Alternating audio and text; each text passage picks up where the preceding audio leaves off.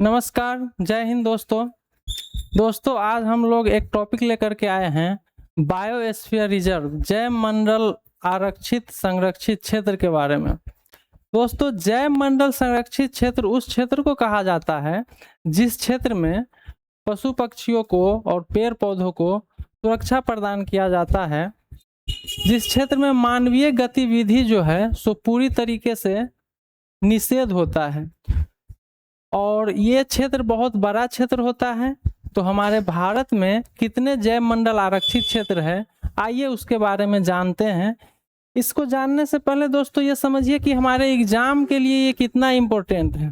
प्रत्येक एग्जाम में static GK में ही ये क्वेश्चन पूछ लिया जाता है कि जैव मंडल आरक्षित क्षेत्र का नाम दे दिया जाएगा और पूछा जाएगा कि ये किस स्टेट में है। तो आइए देखते हैं कि जैव मंडल आरक्षित क्षेत्र किस स्टेट में है और कितना है टोटल भारत में। जैव मंडल संरक्षित क्षेत्र बायोस्फीयर रिजर्व एरिया, तो भारत में जो है सो बायोस्फीयर रिजर्व जो है सो टोटल 18 है, जिसमें से टोटल बायोस्फीयर रिजर्व कितना है भारत में 18 है। 18 में से पहला जो बायोस्फीयर रिजर्व है, टोटल बायोस्फीयर रिजर्व के बारे में पूछा है तो टोटल कितना है 18 है। और 18 में से पहला biosphere reserve, first biosphere reserve जो है तो नीलगिरी है। क्या है दोस्तों?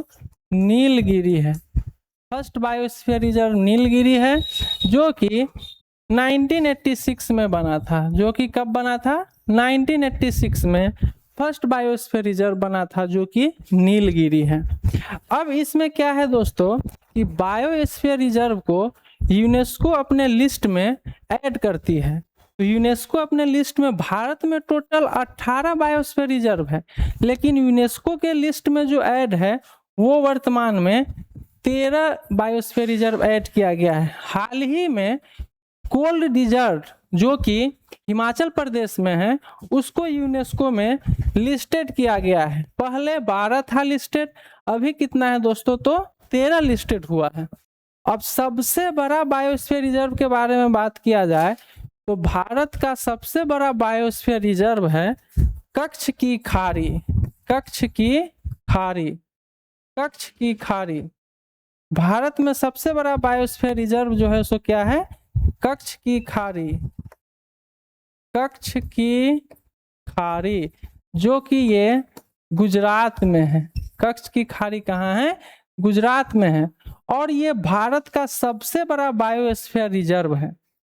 वहीं पे बात अगर करें हम लोग कि सबसे छोटा बायोस्फीयर रिजर्व कौन सा है, सबसे छोटा बायोस्फीयर रिजर्व की बात कर लिया जाए तो सबसे छोटा बायोस्फीयर रिजर्व डिब्रू साइखोवा है। डिब्रू साइखोवा, डिब्रू साइखोवा, डिब्रू साइखोवा नाम से आप लोग को लग रहा होगा डिब्रूगढ़ कहाँ है? असम में। तो डिब्रू साइखोवा बायोस्फीयर रिजर्व भी जो है कहाँ है?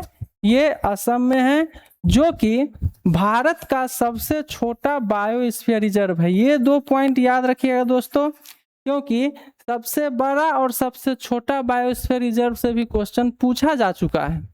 आइए अब आगे देखते हैं कि भारत में जो 18 बायोस्फीयर रिजर्व है वो किस किस स्टेट में अवस्थित है। क्वेश्चन सीधा सा यही पूछा जाता है कि पूछ लेगा कि नौक्रेक बायोस्फीयर रिजर्व किस राज्य में है, 4 ऑप्शन दे देगा। सिमलीपाल किस राज्य में है, ऐसे करके 4 ऑप्शन दे करके क्वेश्चन पूछ लिया जाता है। तो यहाँ पे आप लोगों को 18 बायोस्फीयर रिजर्व के बारे में पता करना है कि किस स्टेट में ये स्थित है। तो सबसे पहले हमने बात किया था कि नीलगिरी जो कि 1986 में बना था, भारत का पहला बायोस्फीयर रिजर्व था। ये कहाँ है? तो ये तमिलनाडु में है, केरल में भी है और कर्नाटक में भी है। तमिलनाडु में भी है, केरल में भी है और कर्नाटक में भी, यानी तीनों स्टेट से इसका हिस्सा जो है सो तीनों स्टेट को टच करता है। तो नीलगिरी कहाँ है? तमिलनाडु, केरल और कर्नाटक।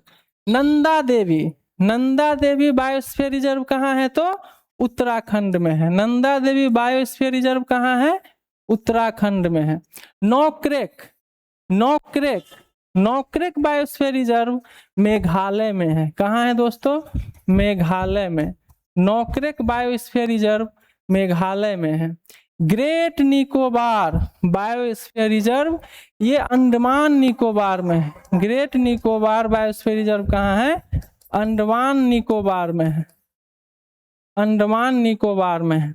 मन्नार की खाड़ी बायोस्फीयर रिजर्व कहाँ है? तो तमिलनाडु में है। मन्नार की खाड़ी बायोस्फीयर रिजर्व तमिलनाडु में है। मानस बायोस्फीयर रिजर्व असम में है। मानस बायोस्फीयर रिजर्व कहाँ है? असम में है। सुंदरवन का डेल्टा आप लोग जानते हैं कहाँ है? पश्चिम बंगाल में। तो सुंदरवन बायोस्फीयर रिजर्व कहाँ है? तो पश्चिम बंगाल में। सुंदरवन बायोस्फीयर रिजर्व कहाँ है? पश्चिम बंगाल में। अब सिमलीपाल नेशनल पार्क कहाँ है? उड़ीसा में। तो सिमलीपाल बायोस्फीयर रिजर्व भी कहाँ है? तो ओडिशा में है। सिमलीपाल बायोस्फीयर रिजर्व भी ओडिशा में है।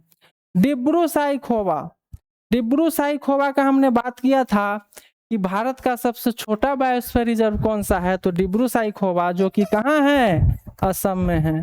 डिब्रू साइखोवा कहाँ है? असम में है। देहांग दिबांग बायोस्फीयर रिजर्व कहाँ है? अरुणाचल प्रदेश में है। अरुणाचल प्रदेश में है। देहांग दिबांग बायोस्फीयर रिजर्व कहाँ है? अरुणाचल प्रदेश में है। आगे देखिए, पंचमढ़ी बायोस्फीयर रिजर्व। पंचमढ़ी कहाँ है? तो मध्य प्रदेश में है। पंचमढ़ी कहाँ है? मध्य प्रदेश में है। फिर कंचनजंगा बायोस्फीयर रिजर्व कहाँ है? कंचनजंगा बायोस्फीयर रिजर्व सिक्किम में है। कंचनजंगा बायोस्फीयर रिजर्व सिक्किम में है। अगस्त मलाई बायोस्फीयर रिजर्व कहाँ है? तमिलनाडु में। अगस्त मलाई बायोस्फीयर रिजर्व कहाँ है? तमिलनाडु में है। और अचानक मार बायोस्फीयर रिजर्व कहाँ है? यह मुख्यतः छत्तीसगढ़ में है, लेकिन कुछ इसका जो हिस्सा है वो मध्य प्रदेश में भी पाया जाता है। तो ऐसे ऑप्शन के हिसाब से अगर ऑप्शन में सिर्फ छत्तीसगढ़ है तो वो टिक कर सकते हैं, और छत्तीसगढ़ अगर नहीं हो, क्वेश्चन आ जाए कि अचानक मार बायोस्फीयर रिजर्व किस स्टेट में है, और ऑप्शन में छत्तीसगढ़ ना है और मध्य प्रदेश है, तो मध्य प्रदेश को टिक कर देंगे, क्योंकि कुछ हिस्सा इसका मध्य प्रदेश को भी टच करता है। कच्छ के बारे में हमने बात किया था कि भारत का सबसे बड़ा बायोस्फीयर रिजर्व कौन सा है? तो कच्छ की खाड़ी है, और ये गुजरात में है। अब आइए दोस्तों, कोल्ड डिजर्ट कहाँ है? तो कोल्ड डिजर्ट जो है सो हिमाचल प्रदेश में है। कोल्ड डिजर्ट हिमाचल प्रदेश में है। कोल्ड डिजर्ट कहाँ है? हिमाचल प्रदेश में है। और कोल्ड डिजर्ट जो है सो हाल ही में इसको क्या किया गया है? यूनेस्को के लिस्ट में शामिल किया गया है। यूनेस्को में शामिल होने वाला यह 13वां बायोस्फीयर रिजर्व है। यूनेस्को में शामिल होने वाला यह 13वां बायोस्फीयर रिजर्व है। शेषचलम जो है सो आंध्र प्रदेश में है। शेषचलम बायोस्फीयर रिजर्व आंध्र प्रदेश में है। और पन्ना बायोस्फीयर रिजर्व जो कि मध्य प्रदेश में है। पन्ना बायोस्फीयर रिजर्व मध्य प्रदेश में है। तो दोस्तों हमने देखा कि कौन सा बायोस्फीयर रिजर्व किस स्टेट में है। अब दोस्तों यहाँ पे एक तरह से क्वेश्चन और पूछा जाता है कि भारत का सबसे उत्तरी बायोस्फीयर रिजर्व कौन सा है, सबसे पश्चिमी बायोस्फीयर रिजर्व कौन सा है, सबसे पूर्वी बायोस्फीयर रिजर्व कौन सा है, और सबसे दक्षिणी बायोस्फीयर रिजर्व कौन सा है। तो आइए देखते हैं कि सबसे पूरब में बायोस्फीयर रिजर्व कौन सा है। सबसे पूरब में बायोस्फीयर रिजर्व सबसे पूरब में कौन सा है, फिर उसी प्रकार से पश्चिम में कौन सा है, फिर उसी प्रकार से उत्तर में, सबसे उत्तर में कौन सा बायोस्फीयर रिजर्व है, और सबसे दक्षिण में कौन सा बायोस्फीयर रिजर्व है। तो सबसे पूरब में दिहांग दिबांग है। सबसे पूरब में कौन सा है? दिहांग और दिबांग, जो कि कहाँ हमने बताया था? अरुणाचल प्रदेश में। ये कहाँ है? अरुणाचल प्रदेश में। सबसे पश्चिम में कौन सा है? कच्छ की खाड़ी, जो कि भारत का सबसे बड़ा भी है और सबसे पश्चिम में भी है। कच्छ की खाड़ी सबसे पश्चिम में कौन सा है? कच्छ की खाड़ी, रन ऑफ कच्छ। कच्छ की खाड़ी जो कि कहाँ है? गुजरात में है। सबसे उत्तर में कौन सा है? तो सबसे उत्तर में कोल्ड डिजर्ट है। सबसे उत्तर में कौन सा बायोस्फीयर रिजर्व है? कोल्ड डिजर्ट है, इसको शीत मरुस्थल, कोल्ड मतलब ठंडा, डिजर्ट मतलब मरुस्थल, इसको हिंदी में शीत मरुस्थल भी कहा जाता है। और ये कहाँ है तो हिमाचल प्रदेश में है। और दक्षिण में कौन सा है तो दक्षिण में ग्रेट निकोबार है। दक्षिण में क्या है ग्रेट निकोबार, ये भारत के सबसे दक्षिण में स्थित बायोस्फीयर रिजर्व है। तो ये 4 डाटा भी आपको याद रखना है कि सबसे पूरब में कौन सा है दिहांग दिबांग जो कि अरुणाचल प्रदेश में है, सबसे पश्चिम में कौन सा है रन ऑफ कच्छ जो कि गुजरात में है, सबसे उत्तर में कौन सा है तो कोल्ड डिजर्ट है जो कि हिमाचल प्रदेश में है, और सबसे दक्षिण में कौन सा है तो ग्रेट निकोबार है जो कि अंडमान निकोबार में है। अब आइए दोस्तों, अब हम लोग देखते हैं कि ये पूरे आप लोग इसको एक बार मैप के थ्रू देख लीजिए, या एक बार एक टॉपिक और है दोस्तों कि यूनेस्को में सूचीबद्ध नहीं जैव मंडल संरक्षित क्षेत्र कौन सा है। हमने बात किया था कि भारत में कुल 18 जो है तो यूनेस्को में लिस्टेड है, और उसमें से 5 जो है सो क्या है यूनेस्को में लिस्टेड नहीं है। तो उस 5 को हम लोग को क्या करना है याद रखना है, क्योंकि क्वेश्चन पूछा जाता है कि निम्न में से कौन सा जैव मंडल संरक्षित क्षेत्र जो है सो यूनेस्को में सूचीबद्ध नहीं है। तो अगर आप 5 याद कर लीजिएगा तो उधर 13 सूचीबद्ध है। तो इस प्रकार से आप क्वेश्चन को सॉल्व कर लीजिएगा। इसका संख्या कितना है तो 5 सूचीबद्ध नहीं है, 5 को सूचीबद्ध नहीं है। वो 5 कौन कौन सा है तो सबसे पहला है कच्छ की खाड़ी, कच्छ की खाड़ी जो है सो ये सूचीबद्ध नहीं है। इसके बारे में हमने बात किया है, ये कहाँ है तो कच्छ की खाड़ी गुजरात में है, और भारत का सबसे बड़ा जैव मंडल आरक्षित क्षेत्र भी है। अब चलिए दोस्तों, इसके बाद दिहांग और दिबांग के बारे में हमने बात किया था। तो दिहांग और दिबांग ये एक ही है दोस्तों, इसका नाम है दिहांग और दिबांग। ये कहाँ है अरुणाचल प्रदेश में, और भारत का सबसे पूर्वी बायोस्फीयर रिजर्व है, ये भी शामिल नहीं है। उसके बाद डिब्रू साइखोवा, डिब्रू साइखोवा, डिब्रू साइखोवा, डिब्रू साइखोवा ये कहाँ है तो असम में है, और ये भी यूनेस्को में सूचीबद्ध नहीं है। तो 3 ये हुआ। इसके बाद एक मानस शामिल नहीं है, मानस हमने बात किया कहाँ है, ये भी असम में है। और लास्ट जो है सो शेषचलम, शेषचलम, शेषचलम के बारे में हमने बात किया था। शेषचलम जैव मंडल संरक्षित क्षेत्र, शेषचलम ये कहाँ है तो आंध्र प्रदेश में। ये कहाँ है आंध्र प्रदेश में, ये कहाँ है आंध्र प्रदेश में है, जो कि यूनेस्को में लिस्टेड नहीं है। तो ये 5 आप लोग याद रखिएगा, इससे आप लोगों का क्वेश्चन सॉल्व करने में आसानी होगा।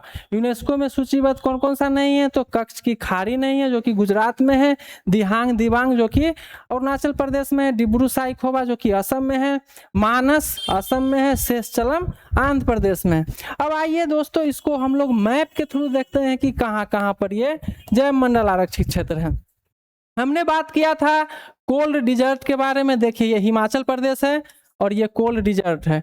कोल्ड डिजर्ट कहाँ है तो हिमाचल प्रदेश में है। कोल्ड डिजर्ट कहाँ है हिमाचल प्रदेश में, हमने बात किया है इसके बारे में। फिर हमने इसके बारे में ये भी बताया था कि ये भारत का सबसे उत्तर में स्थित है। ये उत्तर हुआ, ये दक्षिण हुआ, ये पूरब हुआ, ये पश्चिम हुआ। तो सबसे उत्तर में कौन सा जैव मंडल आरक्षित क्षेत्र है कोल्ड डिजर्ट।